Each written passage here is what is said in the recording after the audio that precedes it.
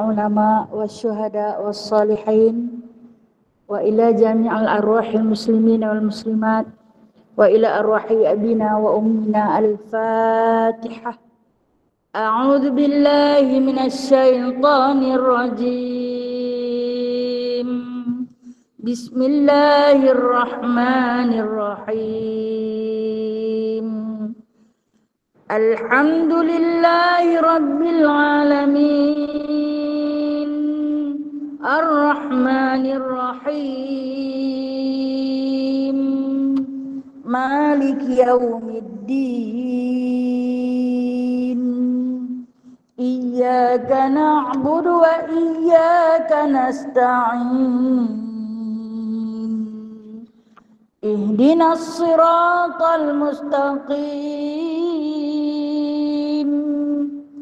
صراط الذين أنعمت عليهم غير المغضوب عليهم ولا الضالين.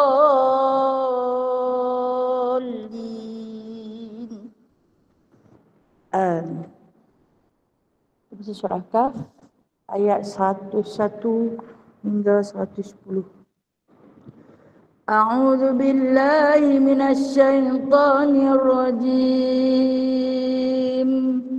بسم الله الرحمن الرحيم.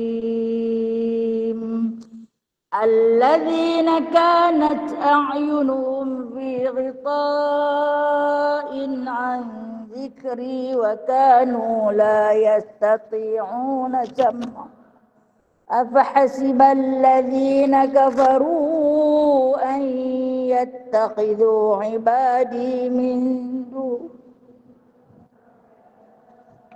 إنا أعتدنا جهنم للكافرين نزلا. قل هل ننبئكم بالأخسرين أعمالا الذين ضل سعيهم في الحياة الدنيا وهم يحسبون أنهم يحسنون صنعا. أولئك الذين كفروا بآيات ربهم ولقائه فحبطت أعمالهم فلا نقيم لهم يوم القيامة وزنا. ذلك جزاؤهم جهنم بما كفروا واتخذوا آياتي ورسلي هزوا. إن الذين آمنوا وعملوا الصالحات كانت لهم جنات الفردوس نزلا خالدين فيها لا يبغون عنها حولا. قل لو كان البحر مدادا لكلمات ربي لنفد البحر قبل أن تنفد كلمات ربي ولو جئنا بمثله مددا. قل إنما أنا بشر مثلكم يوحى إلي أنما إلهكم إله واحد فمن كان يرجو لقاء ربه فليعمل عملا صالحا ولا يشرك بعبادة ربه أحدا. سبحانك اللهم وبحمدك أشهد أن لا إله إلا أنت أستغفرك. Kita baca kunut nazilah. Allahumma salli ala sayyidina Muhammad wa ala sayyidina Allahumma inna naj'aluka fi nuhuri a'daina wa na'udzu bika min syururihim.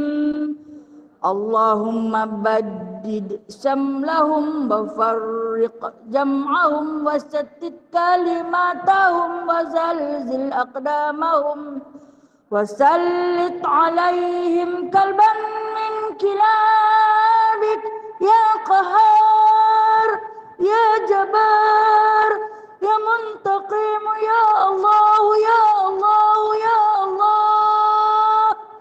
Allahumma ya munzilal kitab ya mujriyas sahab ya hazimal ahzab ihzimhum ihzimhum ihzimhum wansurna alaihim. Allahumma inna naj'aluka fi nuhuri a'daina wa na'udzu bika min syururihim. Allahumma baddid samlahum wa farriq jam'ahum wa sattit kalimatahum wa zalzil aqdamahum wa sallit alaihim kalban min kilabik ya qahar ya jabar ya muntaqim ya Allah ya Allah ya Allah. Allahumma ya munzilal kitab ya mujriyas sahab ya hazimal ahzab ihzimhum ihzimhum ihzimhum wansurna alaihim. Ya Allah, kami letakkan kamu di batang leher musuh-musuh kami, dan kami berlindung denganmu dari kejahatan mereka.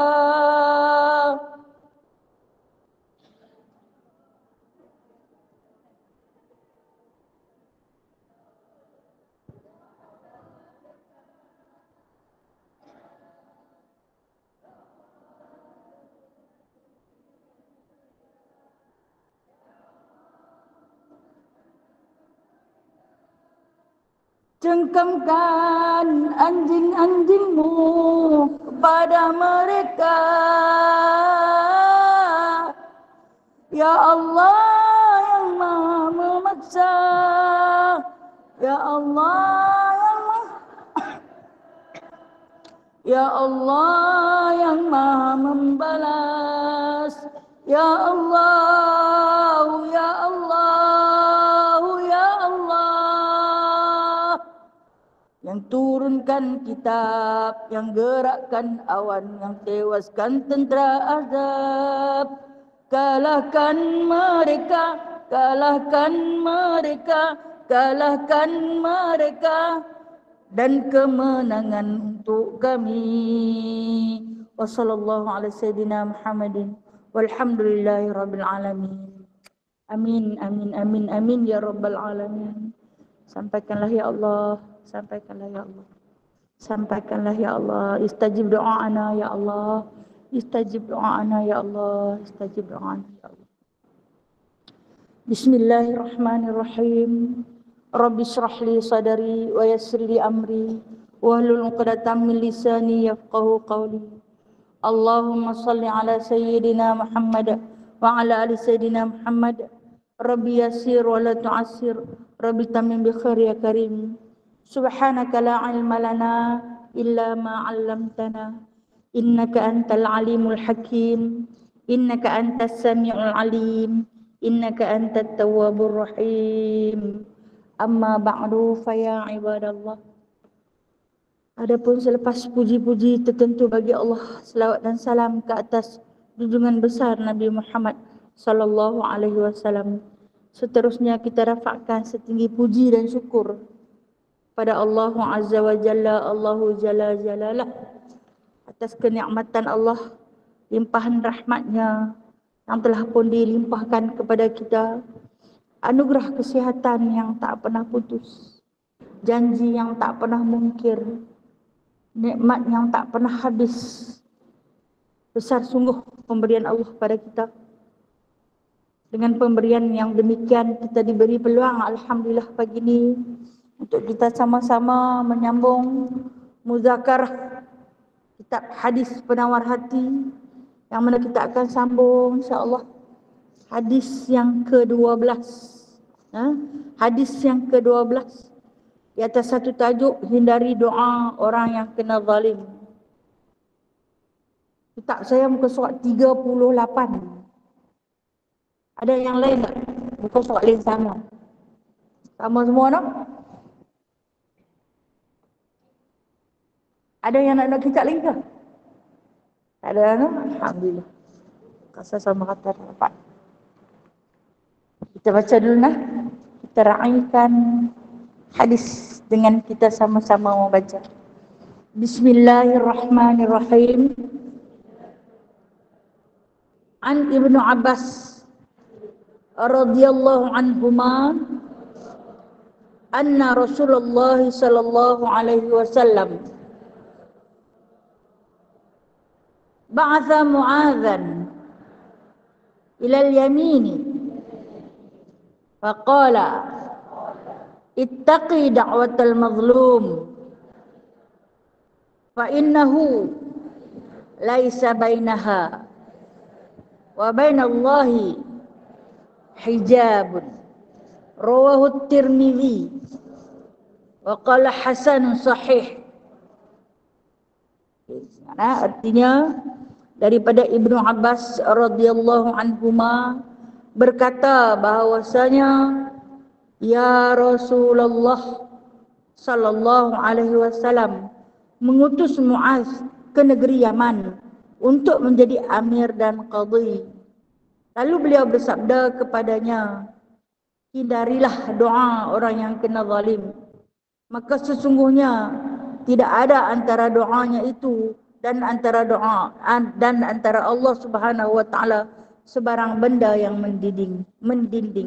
Hadis riwayat Tirmidzi. Dan hadis ini diletakkan sebagai hadis yang bertaraf hasan lagi sahih. Jadi boleh dibuat beramal dan boleh dibuat hujjah. Itu hadis hasan dan hadis sahih. Satu hadis yang dibawa datang oleh baginda sallallahu alaihi wasallam ketika mana baginda mengutuskan Muaz bin Jabal ke negeri Yaman untuk menjadi amir dan qadhi.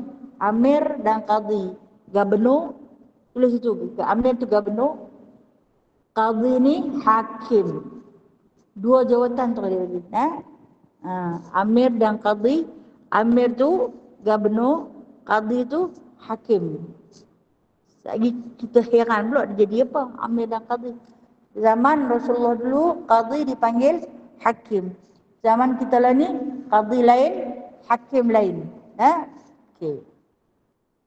Allahumma salli ala sayyidina. Hadis diriwayatkan daripada Ibnu Abbas radhiyallahu anhuma. Kenapa disebut radhiyallahu anhuma? Sebab bapa dia pun Allah redha, iaitu Sayyidina Abbas bin Abdul Muttalib, bapa saudara Nabi Muhammad sallallahu alaihi wasallam. Ibnu Abbas ni siapa? Abdullah. Kan saya kata Nabi dikelilingi oleh 4 Abdullah yang berada di sekitar Nabi waktu kecil-kecil lagi. Mereka ni berkawan dengan Nabi adalah ketika mana mereka kecil. Yang pertama Abdullah bin Zubair. Yang kedua Abdullah bin Umar. Yang ketiga Abdullah bin Abbas. Abdullah bin Abbas. Dan yang keempat, dia ada beberapa pendapat. Ada yang kata Abdullah bin Jabir. Anak kepada Jabir. Jabir ni Jabir apa? Jabir bin Abdullah. Abdullah bin Jabir, Jabir bin Abdullah. Keempat-empat Abdullah ini yang duduk bersama-sama dengan Nabi sallallahu alaihi wasallam semasa Nabi kecil, semasa mereka kecil. Mereka kecil, mereka membesar, berdampingan dengan Rasulullah sallallahu alaihi wasallam, maka mereka di antara orang yang alim ilmu fiqh, ilmu usuluddin, ilmu falsafah. Sebab apa? Sebab kanak-kanak ni jiwa depa terlalu murni. Bersih hati depa, bersih hati depa. Kalau nak tahu bersih tak bersih, dia pun menghafaz, tak tengok kalam, mendengar. Terus dapat. Terus dapat. Mendengar saja. Nak tahu kita ni hati bersih tak bersih, kita menghafaz, mendengar kalam, mengulang-ulang. Pun lupa. Bukan tak dapat, tapi lupa. Bukan lupa sangat, tapi tak ingat. Sama lah. Sepupu sepapat. Nak tahu hati kita yang macam mana? Itulah kita. Itulah kita. Ketika mana tadi ingat dah. Tadi ingat dah. Ni lupa pula. Sat lagi lupa balik. Padahal dia kata hari-hari punya kata. Kadang-kadang orang iftitah yang punya kata setiap kali permulaan solat tu pun boleh lupa. Kan? Yang dikatakan hati perut kita tu ada macam-macam. Jadi di antara empat Abdullah ini, anak sahabat Nabi. Dia pun semua radhiyallahu anhuma. Radhiyallahu anhuma.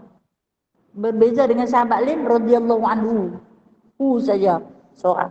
Kalau radhiyallahu anhuma, dia dengan bapa dia diredai oleh Allah. Sebab bukan bapa dia saja kawan dengan Rasulullah, anak dia pun kawan dengan Rasulullah. Itu Ibnu Abbas ataupun Abdullah bin Abbas, yang mana makamnya disemadikan di Taif. Sampai hari ini kalau jemaah umrah singgah di Taif, akan menziarahi makam dia dan masjid dia. Masjid dia besar. Dan diberi keistimewaan kepada orang perempuan boleh masuk di sebelah kiri, orang lelaki masuk di sebelah kanan. Tapi dia ada waktu-waktu yang terbuka. Kemudian makam dia tak dibenarkan sesiapa pun masuk melawat. Siapa pun tak boleh tengok. Cuma duduk di tepi dinding saja. Dalam makam Rasulullah boleh masuk, makam Baqi' boleh masuk, tapi makam Ibnu Abbas siapa pun tak boleh masuk. Dia buru tembok tinggi. Dan Syekh Daud Al-Fatani, pengarang kitab Muniyatul Musalli, pengarang kitab Matla' Al-Badrin, yang wafat juga di situ, dan makam dia juga diletak bersebelahan dengan makam Abdullah bin Abbas. Untuk Syekh Daud Al-Fatani ni, dia orang petani yang berbangsa Melayu, yang di mana disebut sebagai ulama Nusantara. Dia juga berada makam dia di Taif, disemadikan bersama-sama dengan Abdullah bin Abbas, di antara periwayat hadis yang paling banyak. Okey, apa dia nak cerita? Dia kata bahawasanya Rasulullah sallallahu alaihi wasallam ba'atha Muaz, melantik Muaz, mengutuskan Muaz pergi ke mana? Ilal Yaman, ke negeri Yaman. Negeri Yaman masa ni disebut sebagai wilayah-wilayah Syria. Rasulullah hantar di Sayyidina Muaz bin Jabal. Pasal apa dia hantar? Di antara banyak-banyak sahabat, kenapa dihantar Muaz bin Jabal? Okey, kena tahu peribadi sikit tentang Muaz bin Jabal ni. Yang mana Muaz bin Jabal ini adalah di antara sahabat Ansar. Sahabat Ansar ni penduduk Madinah, yang mana dia di antara sahabat yang berulang daripada Madinah pergi ke Mekah, pujuk Nabi, ajak mai duduk di Madinah, yang ada perjanjian Aqabah tu. Dia di antara yang ulang alik. Dengar orang cerita, di Mekah ada seorang Nabi, diberitakan dia adalah Rasul yang terakhir, tapi dia dizalimi, dia disakiti, orang-orang Islam disiksa, dizalimi dan sebagainya. Kemudian Muaz bin Jabal ini, dia di antara sahabat yang petah berbicara, banyak hartanya. Dia antara rombongan 7 orang dihantar ke Mekah, pujuk Rasulullah, jomlah kita pindah ke negeri kami. Yasrib masa tu nama. Jom pindah ke Yasrib. Orang Yasrib ini baik-baik, kata Muaz. Orang Yasrib ini baik-baik belaka. Lepas tu kata Rasulullah, aku boleh hantarkan sahabat, tapi aku tak boleh pergi lagi, dengan sebab tak dapat perintah daripada Allah. Kemudian selang beberapa bulan, ada sejarah kata 11 bulan. Tunggu mai tak mai, tunggu mai tak mai. Dia pergi pula dia bawa 11 orang. Nak pujuk lagi Rasulullah. Jomlah pindah ke negeri kami. Rakyat negeri kami lebih bersopan santun, berlemah lembut, lebih bersilaturahim. Rasulullah kata tak apa, hampa balik dulu, aku akan menyusul. Dan Rasulullah hantar sahabat pertama yang masih muda remaja, ketika itu baru berusia 14 tahun. Ada riwayat kata umur dia 15 tahun. Seorang sahabat yang paling kaya, yang dirampas harta kekayaannya oleh ibu dan ayah dia kerana dia ikut Rasulullah, dia masuk Islam. Mak ayah dia rampas balik, termasuklah pakaian dia. Jadi siapa dia, nama dia? Mus'ab bin Umair, seorang pemuda yang paling handsome, kata Rasulullah. Rasulullah selalu puji dia, segak sangat. Jadi kata Rasulullah sallallahu alaihi wasallam, wahai Muaz, hang pi ke Madinah, aku hantar hang berteman dengan seorang khadam, pi ke sana. Kata Muaz, macam mana dia pun nak kenal aku? Kita boleh hantar WhatsApp noh. Ni orang dia akan sampai sekian hari. Sebagai wakil Rasulullah. Rasulullah kata, telah aku gambarkan ciri-ciri penampilan kamu kepada Muaz bin Jabal. Waktu Muaz mai kali kedua tu, Rasulullah kata aku nak hantar. Aku nak hantar. Orang dia segak. Kalau hang jumpa dia, walaupun dia berjalan bermusafir beribu batu, hang akan dapati tubuh badan dia bersih. Tak ada kesan-kesan musafir jauh. Rambut dia akan tersisir rapi. Di antara sahabat yang suka ikut perbuatan Rasulullah dari segi menjaga penampilan dan juga kesihatan, Mus'ab bin Umair. Dan orang tu, kata Rasulullah, paling fasih baca Quran. Sebutannya fasih. Lepas tu Rasulullah tak nama Mus'ab bin Umair. Siapa yang tunggu? Muaz bin Jabal ni tunggu. Sampainya Mus'ab bin Umair, dia kenal dah ciri-ciri yang diceritakan oleh Nabi SAW.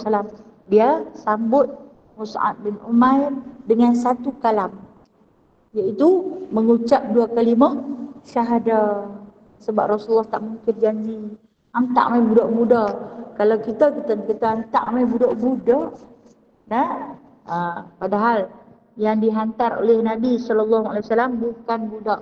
Dia di antara sahabat yang masuk Islam di tangan Mus'ab bin Umair. Lepas tu dia bawa balik Mus'ab bin Umair ke rumah dia. Dia bagi setengah daripada harta dia kepada Mus'ab bin Umair. Sebab Mus'ab bin Umair dia anak orang kaya. Dia bagi setengah daripada harta dia. Dia kata, hang duduklah. Hang gunalah. Apa yang hang nak guna, hang gunalah. Jadikan rumah aku yang sebelah ni adalah rumah hang. Dan sampai waktu hang nak kahwin, hang beritahu. Sebab dia ada anak-anak perempuan. Dia nak bagi sampai masa hang nak kahwin, hang beritahu aku nak bagi hang kahwin.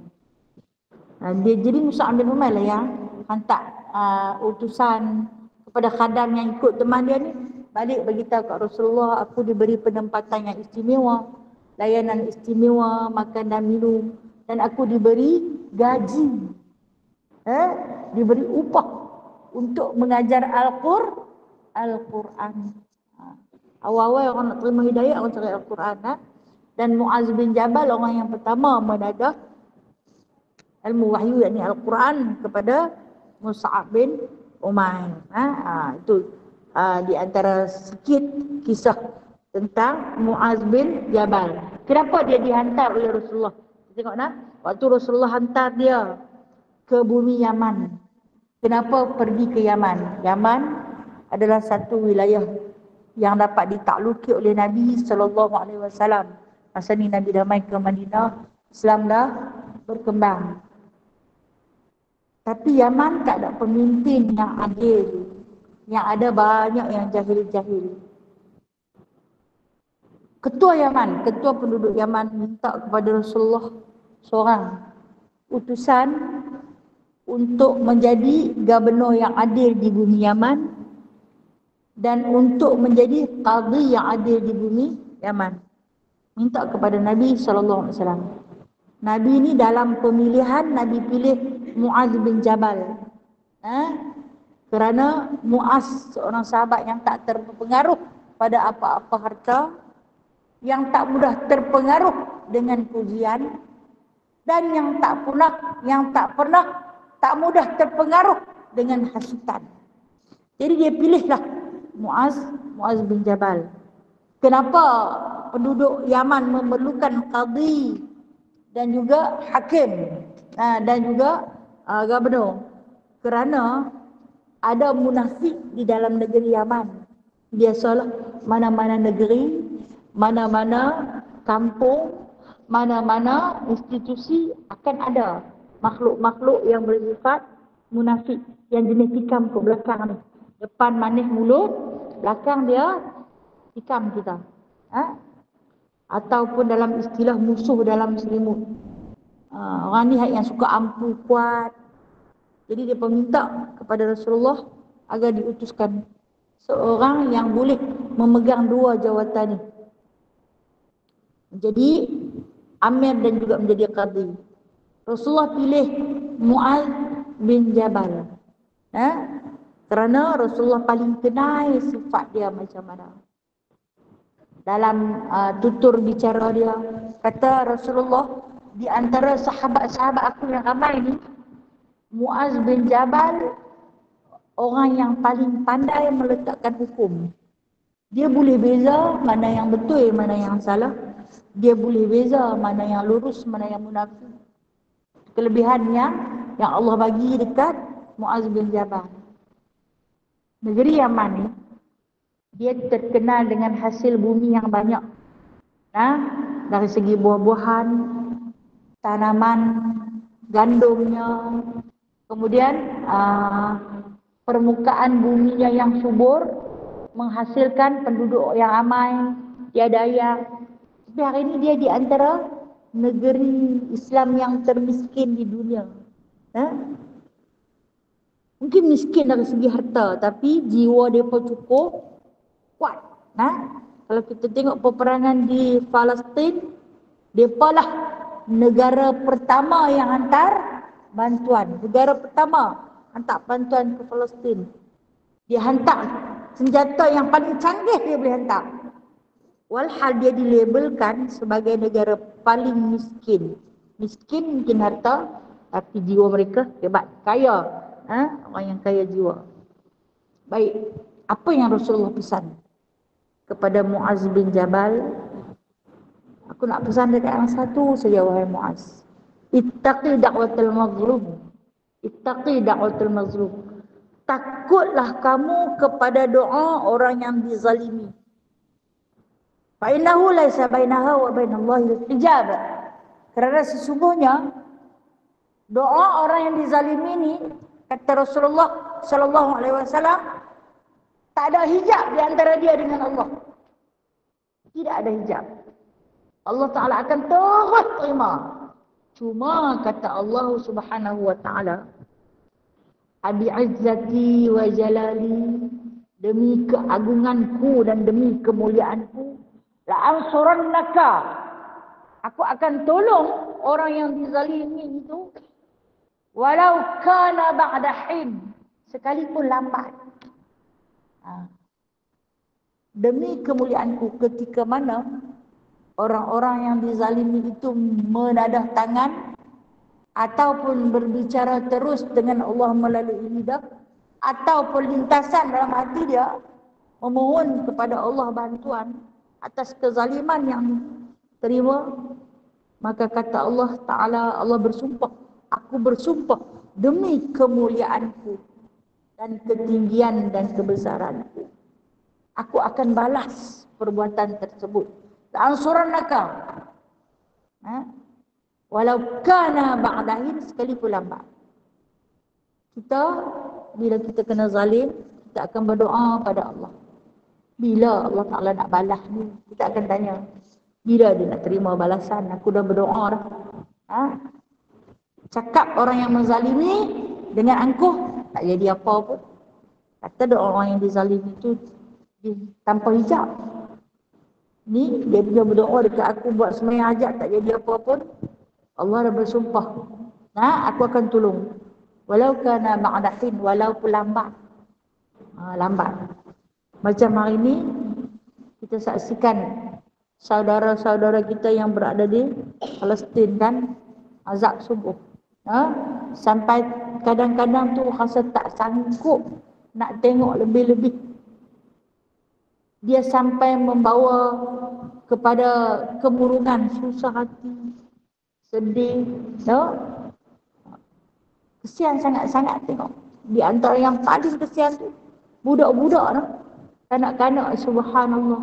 Paling tak tahan tengok kanak-kanak yang kecil-kecil kan, yang baru setahun 2 tahun, yang baru bermanja dengan mak tu kan. Yang baru ni yang dia bertunjuk, bila mak dia kena bom ni, pecah kepala sebelah. Dia tu dahaga nak, baru boleh bangkak kerabat mak. Isap susu. Sedih kan? Kerabat tak mak dia. Dia tak nak buka susu, dia isap susu mak dia. Wallahualam, menipis ataupun tidak. Kita tahu Allah Maha Kaya nak. Orang jumpa dia basah mulut dia. Mungkin ada susu yang Allah bekalkan untuk dia. Ayah tu hilang tak ke mana. Apalah nasib dia. Ada kakak seorang di tepi serabut kakak tu pun. Mungkinlah kita anggarkan dalam usia 3 tahun. Dia tu baru boleh berangkat lah. Yang si kakak tu mungkin dalam 3 tahun. Bila tengok adik tu isap susu mak, dia pun isap seorang sebelah.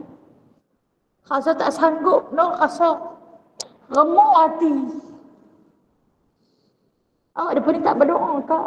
Orang yang melihat tak berdoa. Kenapa Allah Ta'ala tak balas? Yakin. Allah Ta'ala kata, la ansurannaka. Aku akan tolong. Aku akan tolong. Walaupun nak dahin, walaupun lambat. Aku akan tolong. Berulang kali saya sebut syurga Allah tu mahal syurga. Kita kena korban. Kita kena korban dengan jiwa dan raga untuk mencapai tahap yang tertinggi ketika mati nanti. Itu syahid akbar, syahid yang paling besar. Kita akan bertanya-tanya orang, mereka tu di antara orang yang dizalimi. Rumah mereka dibom kan, hancur. Alik tengok rumah yang hancur, naik duduk di atas batu bata yang hancur tu, melengu, memandang ke depan. Di bawah batu bata yang jatuh hancur tu ada anak mereka, ada mak mereka, ada isteri mereka. Merenung jauh, panggil Allah, Allah ya Allah, tolong ya Allah. Allah tolong tak? La ansurannaka.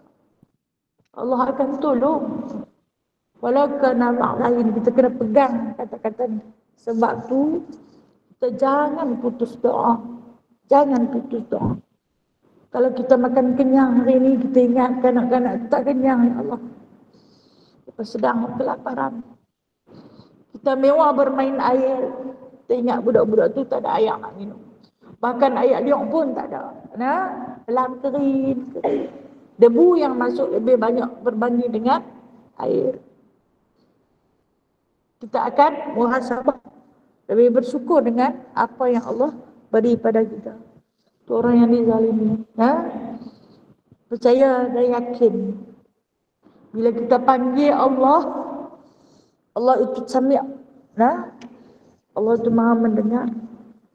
Dia balas panggilan kita.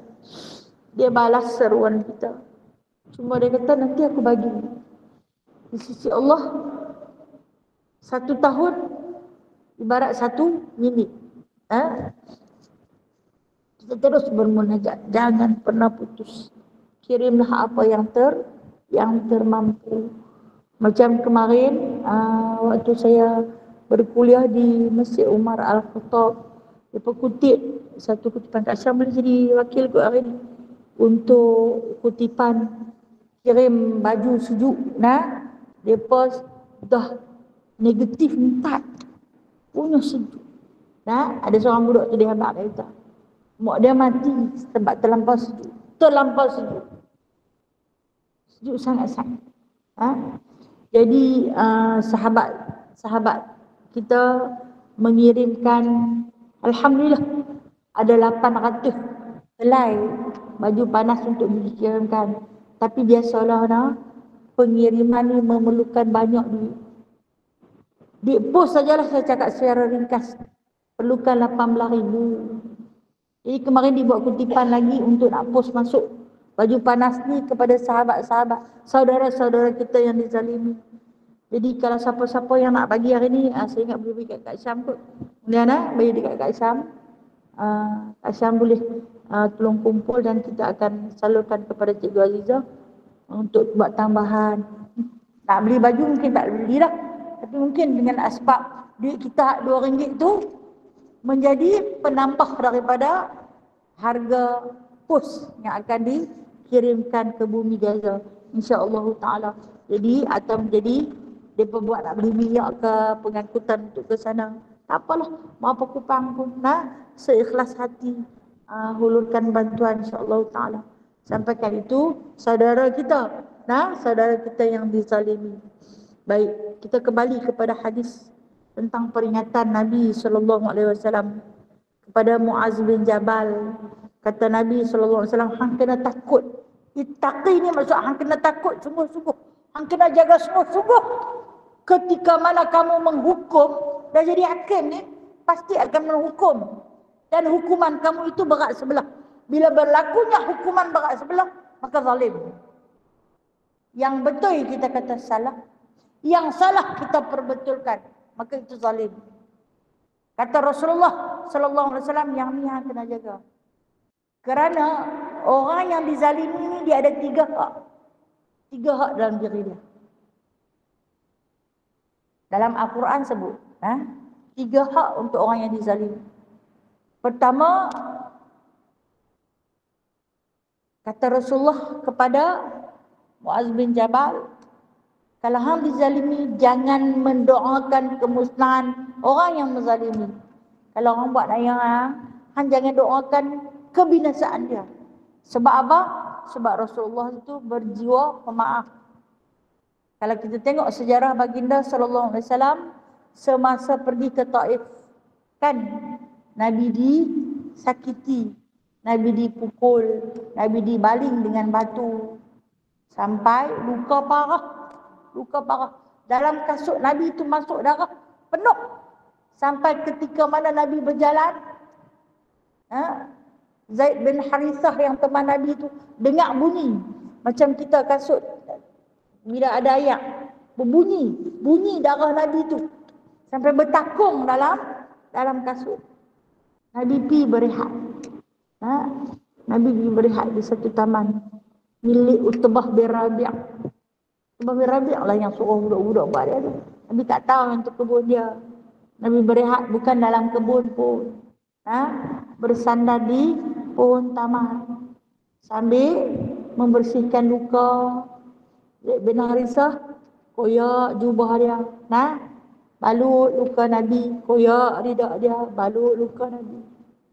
Mai malaikat yang menjaga gunung. Taif tu kan dikelilingi dengan gunung. Malaikat yang menjaga gunung mai kepada Rasulullah sallallahu alaihi wasallam. Wahai Muhammad, maukah kamu aku hempapkan gunung kepada penduduk Taif agar mati keseluruhannya? Jangan, kata Rasulullah. Jangan, wahai penjaga gunung. Sesungguhnya aku berdoa kepada Allah akan lahir daripada tulang sulbi mereka itu orang-orang Islam yang soleh. Doa lagi kebaikan. Pasal apa? Kerana mereka tak tahu, kata Rasulullah. Mereka tak mengetahui. Jadi dia pesan, jangan kamu balas kezaliman dengan kezaliman. Jangan balas. Maafkan. Hebatnya Rasulullah. Jangan doa. jangan doa tentang kemusnahan tu. Yang kedua, menuntut haknya. Okey. Bila kita dizalimi, kita boleh tuntut hak, bukan tuntut bela. Tuntut hak kita. Maknanya minta dia qisas. Boleh? Boleh minta dia qisas. Kalau dia pernah katok kepala kita dulu dengan kayu, aku ni terasa hati yang dulu pernah katok kepala aku dengan kayu, aku tak boleh nak maafkan. Itu zalim lah. Nah? Tapi kalau nak menghilangkan rasa marah tu, aku nak katok balik pada hang ini dengan kayu. Boleh tuntut haknya. Okey. Itu yang kedua, tuntut hak. Kemudian hak orang yang dizalimi ni, yang ketiga paling mulia, maafkanlah. Maafkanlah. Saya ulang. Yang pertama, jangan doa untuk kebinasaan dia. Yang kedua, tuntut hak dia balik. Kalau orang pernah curi barang kita, dan kita tahu orang tu pernah curi, siapa dia orang dia, kita boleh tuntut hak kita balik. Dia pernah pukul kita, kita boleh tuntut hak kita dengan kita pukul dia balik. Ya? Dia pernah berhutang dekat kita, berhutang tak bayar, dia pun zalim lah. Dia pernah berhutang dekat kita, tak bayar. Kita ni duk bersangka baik, dia tak ada lagi kot. Tengok belanja bukan menyesakan, nanti dia bayar lah tu. Orang pula main cerita, tak dengar cerita, dia dapat duit tapi tak bayar lagi hutang. Ya ke? Tu orang yang dizalim ni, ketika mana dia berhutang tak bayar, itu zalim. Orang yang kena hutang, dia dizalimi. Dia boleh tuntut hak dia. Hak aku nak ada juga. Kamu yang agama main minta dah. Hutang nasi lemak kot, 5 kupang. Dulu. Hari minta, aku nak minta juga, aku nak juga 5 kupang kot. Dulu harga 5 kupang. Kan?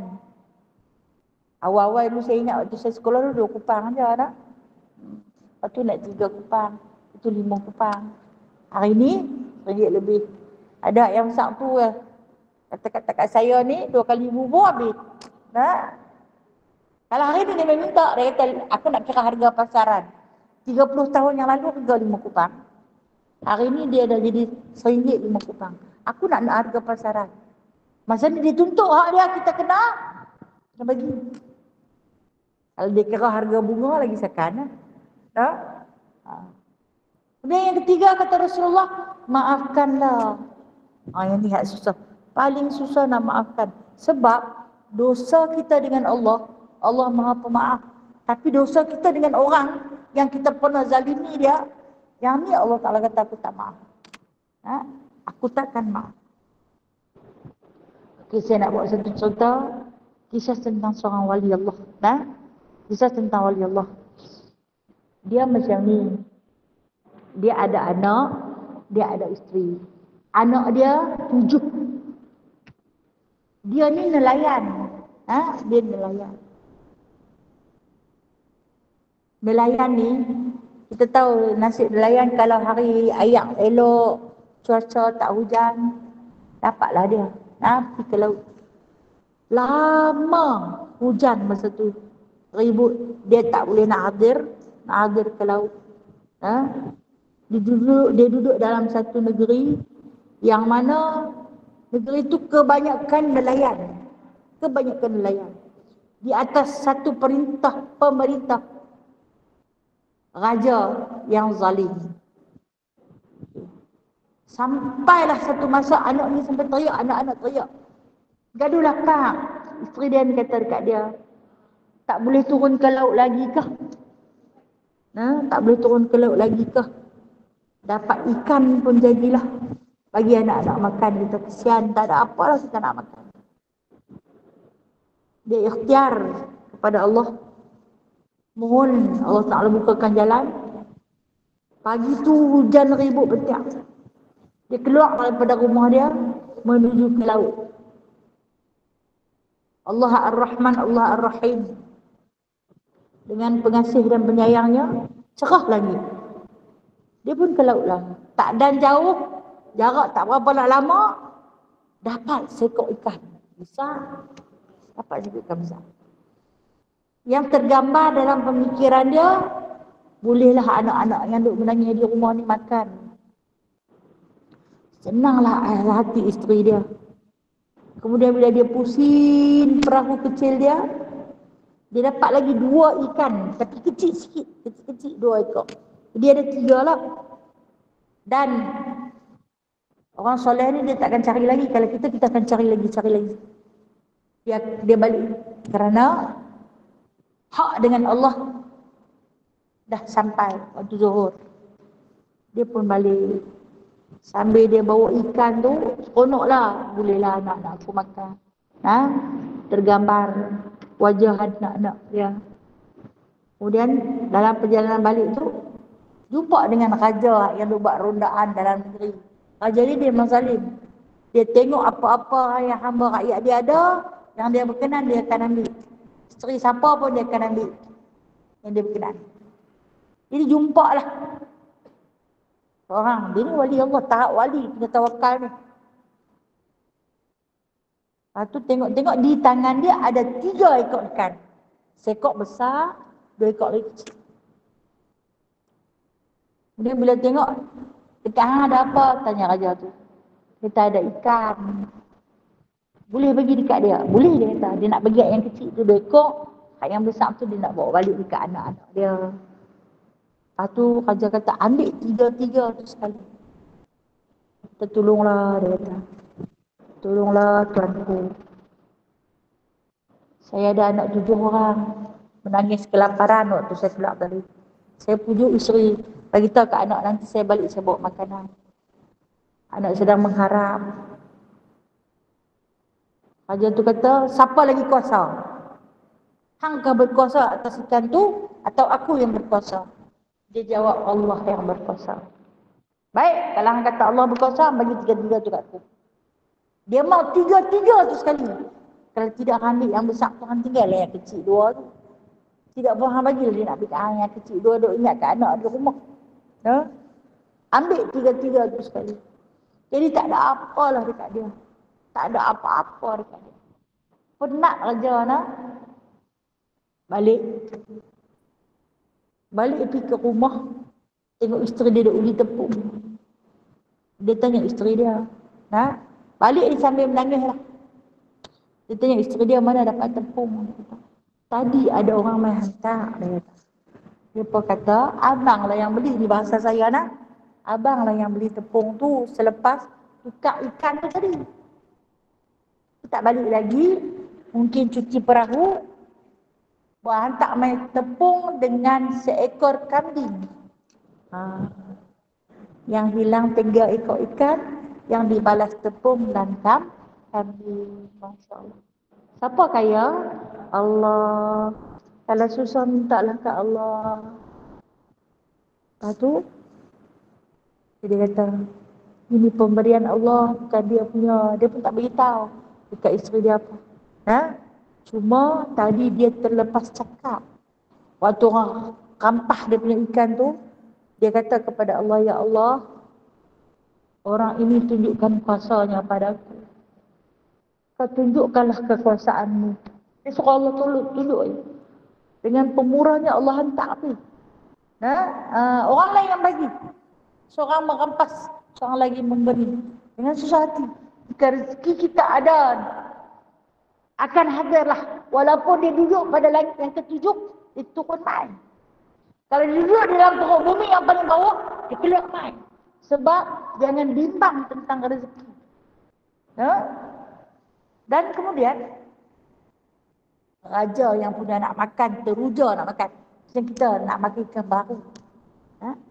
Dia nak yang besar.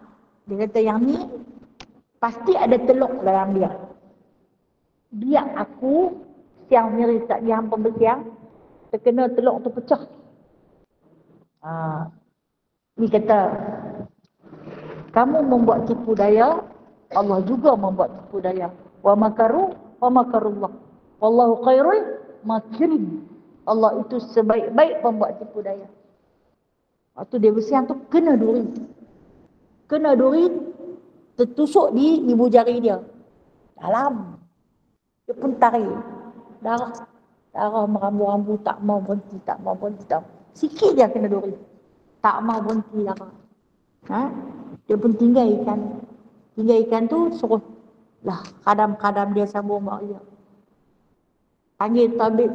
Dia panggil tabib lah. Ha? Tabib kata ikat dulu di ni tak mau bagi darah tu keluar terus. Ikat berhenti, buka ikatan keluar. Ikat berhenti, buka ikatan keluar. Tak mau berhenti darah tu. Orang zalim dah. Lepas tu dia makan hari, makin sakit, makin membengkak, hitam membiru sampai kepada tahap tak ada rasa. Habis. Jadi panggil tabib yang paling terbaik dalam negeri itu. Mai tengok nak buat macam mana. Tabib tu kata tak ada boleh buat macam mana melainkan potong ibu jari tu. Kita kalau ibu jari tak boleh buat kerja, memang susah. Betul tak? Kita nak makan nasi, nak sodok, kita nak ambil benda, nak kena kepit lagu tu. Ni kalau hilang yang ni je, Allah Ta'ala tak duri ikan yang dah mati kot. Bukan ikan tu main gigit, dia ada duri ikan yang dah mati. Punya bisa no? Bisa tu dah masuk. Potong jari ni, bila potong kat sini, oh dia bengkak sampai ke atas ni. Cik tengok ni, kalau doktor ini dia kata jangkitan kuman lah. Kalau dalam bahasa dulu dia kata bisa tu dah masuk. Bila bisa masuk, tak boleh potong yang ni saja. Nak potong takat ni. Potonglah takat tu. Tapi lagi sakit. Tanya tabib tu macam mana, tuanku, apa rasa dia tu sakit sangat-sangat. Tak boleh potong kat situ, rupanya dia dah masuk dalam darah. Dalam urat saraf dah masuk, dah bisa tu. Cek, tengok dia kata kena potong takat ni. Nak potong takat ni. Sebab tu Rasulullah kata, ittaqi da'watul mazlum. Takutlah pada doa orang yang kena zalim. Bila potong takat ni, nampaklah. Kan kita ada sendi siku kan? Dia potong sampai ke siku. Dia potong sampai ke siku, dia rasa lega. Nah, lepas tu kata tabib ni, dia kata sebenarnya tuanku akan rasa sakit lagi. Baik saat dia akan rasa. Sebab apa? Kuman tu dia dah masuk dalam darah. Aku kena potong sampai dekat ni. Bila kata potong sampai dekat ni, dia kata nanti saat dia kata dipanggil saat orang yang paling alim dalam negeri kita. Panggil saat. Panggil lah orang yang paling alim dalam negeri itu, yang kita sebut qadhi, kan? Panggil mai. Tanya saat dia kata, sakit dah hilang, dia kata. Lepas potong sampai kat siku, sakit dah hilang. Tapi tidur tak lena, dia kata. Makan tak lalu. Hati susah sungguh-sungguh. Aku ni dah berapa lama dah tidur tak boleh lena. Duk fikir apa punca yang aku kena potong. 3 kali lah kena potong. Satu potong jari, kemudian pergelangan tangan, kemudian ke siku. Apa punca? Jawab si alim ni tadi,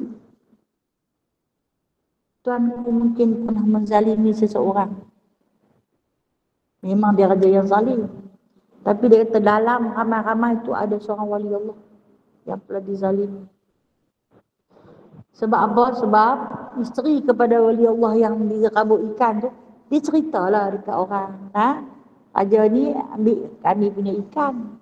Lepas tu tukar dengan gandum dan kambing. Padahal bukan dia tukar kan? Dia rampak secara zalim. Lepas tu dia pun terkenang. Betul dia tak? Dia ada buat. Boleh tak panggil nelayan tu mai? Dia nak minta maaf. Panggil dia. Nelayan ni pergi tengok raja yang dah berbalut kudung tu. Pertama-tama sekali raja tu minta maaf dekat dia. Jadi saya kata perbuatan yang ketiga yang paling susah kita nak buat, memaafkan orang yang pernah menzalimi kita. Susah tu. Orang dah buat kat aku macam-macam, tak minta maaf, tak payah. Kan? Kita kata tu. Aku takkan maafkan hang. Hang dah keturunan hang. Silat-silat 7 keturun. Jadi masuri tu. Duk tak maaf situ kan. Tapi ni anak-anak ni serta wali Allah ni bila pergi jumpa dia sampai lupa dah. Orang yang baik ni dia selalu melupakan kesalahan orang. dan selalu mengingati kebaikan orang tadi. Hak yang buruk tu lupalah, tinggalkan, biarkan. Hilangkan, lupakan. Tu bila raja tu peringat dia balik,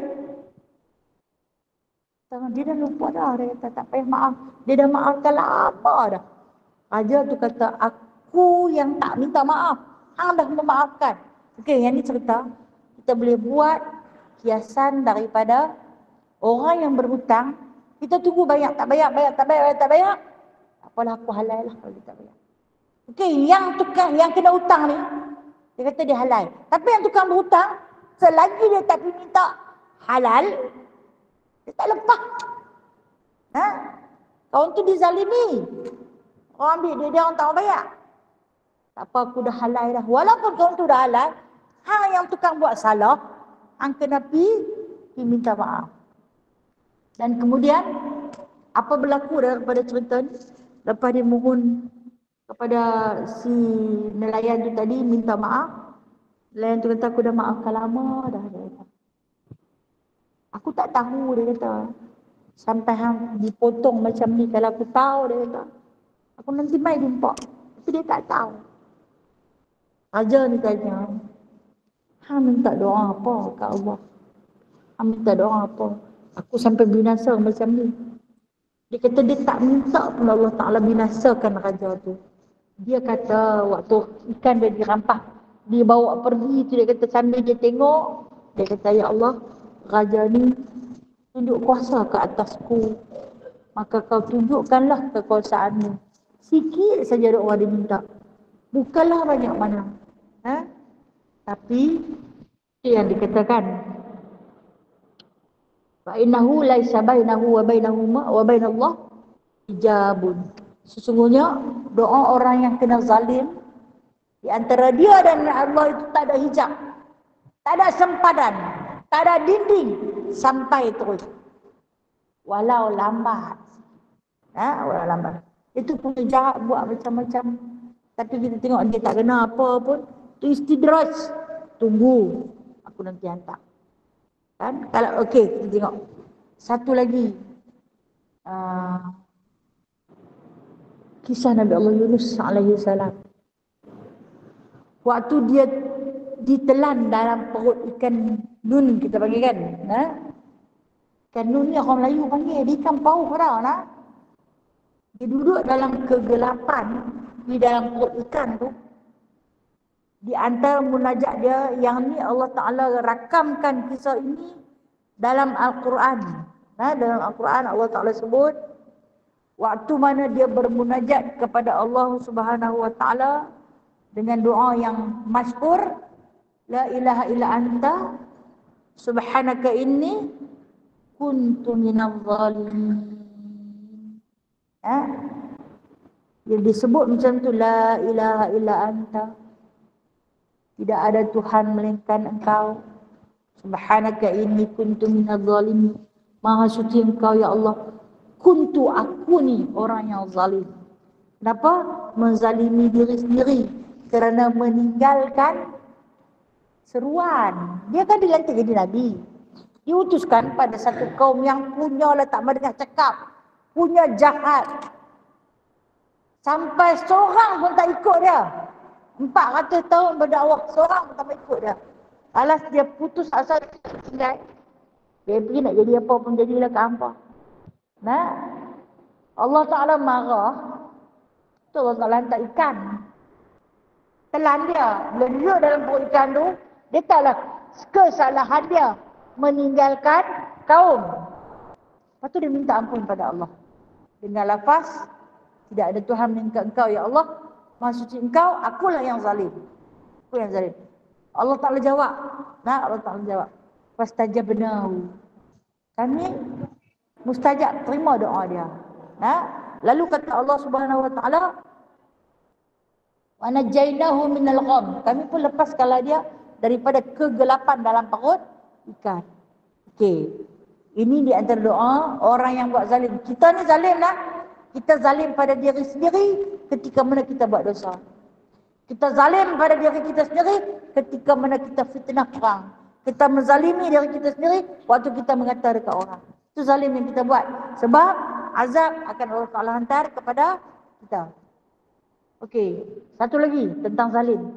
Rasulullah sallallahu alaihi wasallam ketika mana dia duduk dengan Sayyidina Abu Bakar As-Siddiq, dia kata kepada Abu Bakar, "Mahukah kamu aku ajarkan kamu satu doa hang jangan tinggal sekalipun dalam solat ni, jangan tinggal doa ni."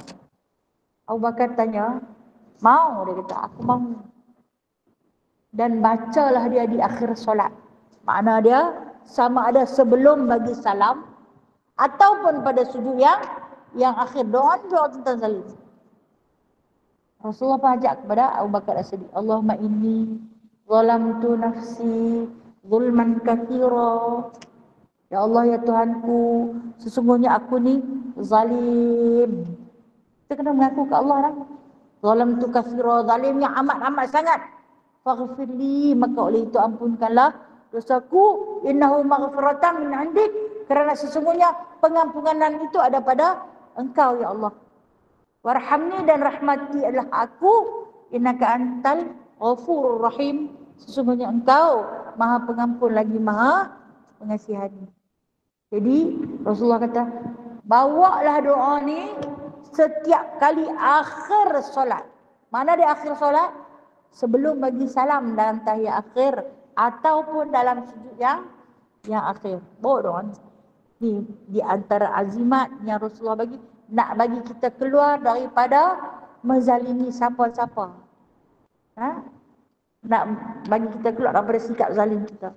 Maka itu pesan Rasulullah kepada Abu Bakar As-Siddiq. Kata Abu Bakar As-Siddiq, lepas aku dapat kalam ni, doa yang diajar oleh Rasulullah, aku berkongsi dengan para sahabat. Kami tak pernah tinggal doa ni sampai kami wafat.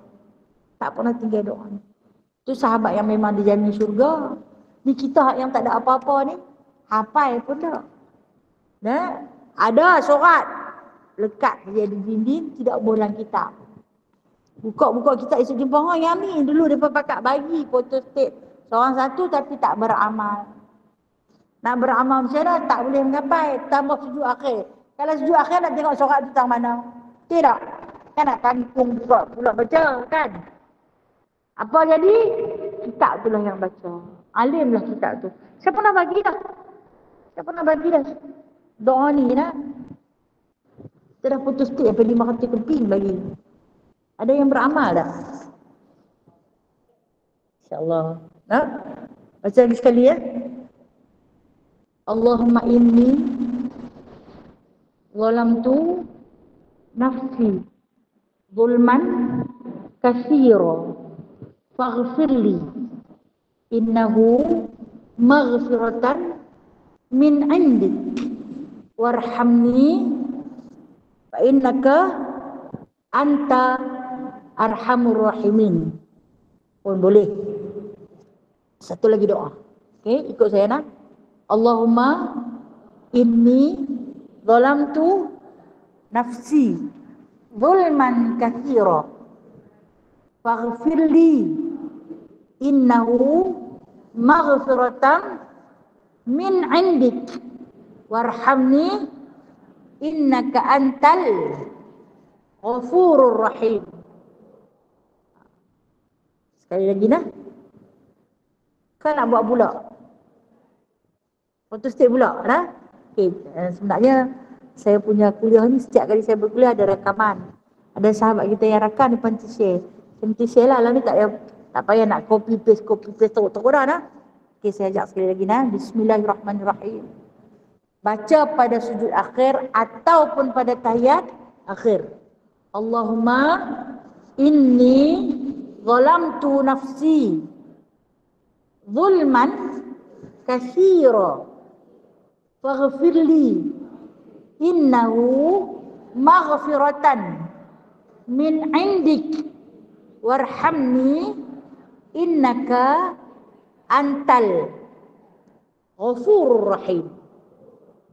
Boleh no? InsyaAllah. Nanti sahabat kita akan share lah. Sebab dalam rakaman ni dia nanti rakam dan bacaan saya ni dia nanti ulang sekali lagi. InsyaAllah. Jadi kalau kita tengok dalam doa orang yang paling dizalimi ni sampai Rasulullah pesan Takutlah kamu dakwatul mazlum, orang yang dizalim. Hari ini jangan zalim pekat siapa, manusia jangan, binatang jangan, tumbuh-tumbuhan pun jangan. Habis tu kalau nyamuk gigit, halau ke? Taklah, dia membawa mudarat. Yang tak membawa mudarat, anjing lalu lintas saja ke rumah, ambil batu baling, dia buat apa kah? Anjing, balik. Suruh pula anak cucu dia tak larat nak hambat baling anjing tu. Suruh anak cucu pula hambat. Zalim tu. Nah, zalim. Dia tak salah pun kat kita. Kan tak apa pun dia lalu sambil main gigit anak pinak kita, tak apa boleh bunuh dia. Tidak, kau lintah aja. Nah, lintah saja. Tak usah gigit dia. Kesian kat dia anak. Itu zalim. Tak kira lah binatang apa pun. Kalau dia tak kacau kita, kita jangan kacau dia. Kecuali dia berbisa dan mengancam nyawa. Begitu juga dengan tumbuh-tumbuhan. Duduk saja-saja kerunah pokok orang. Aku geram sangat tengok. Nah, naik segak-segak. Kami pun tanam juga tapi tak ada tu. Punya kecil pokok orang. Itu zalim. Tanpa izin tuan dia. Tuan tu balik-balik main tengok. Oh, cerah mereka ni. Aku kata kat mereka nak makan mai lah ambil. Tapi dia patut padan lah. Kalau sampai bawa guni ke bukan dia dah. Tu zalim. Zalim pada tumbuh-tumbuhan. Ambil sampai yang putih-putih pun ambil. Buat apa? Tu zalim. Carilah. Tidak kena cari di akhirat dah. Pada manusia kita faham dah. Zalim yang paling kita tak perasan waktu kita umpat kecil dia. Kita kata dekat dia. Sudah dulu matahari menjolok mata. Jadi sekali lagi yang terakhir. Hari ni yang terakhir saya memanggil. Kalau ada yang tak kena tolong perkenalkan 10 hari bulan ni, minggu ni insya-Allah. Dengan izin Allah Subhanahu Wa Taala, saya jemput semua yang ada dalam ni, yang hadir dan yang tak hadir.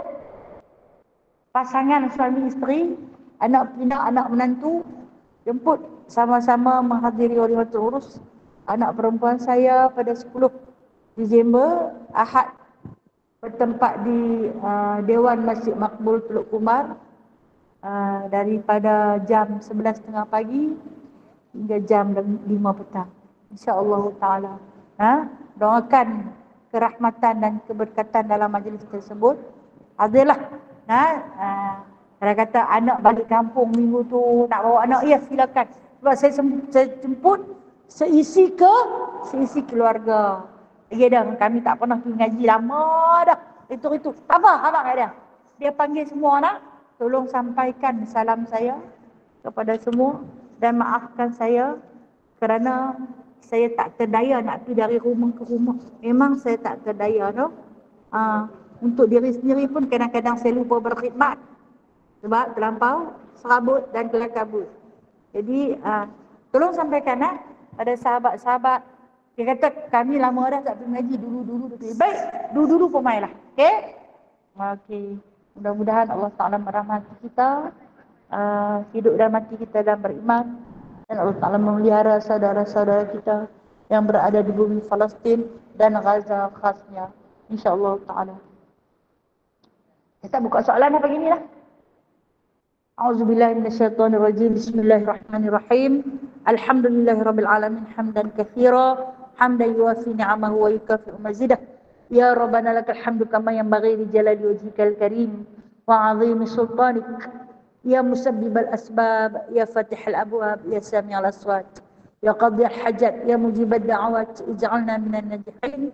Fansurna fa innaka khairun nasirin, waftah lana fa innaka khairul fatihin, waghfir lana fa innaka khairul ghafirin, warhamna fa innaka khairur rahimin, warzuqna fa innaka khairur raziqin, wahdina wa najjina minal qaumidh zalimin.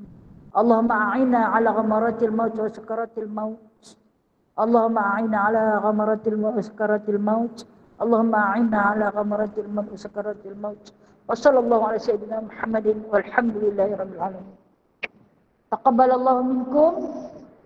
Taqabbal ya karim. Terima kasih semua.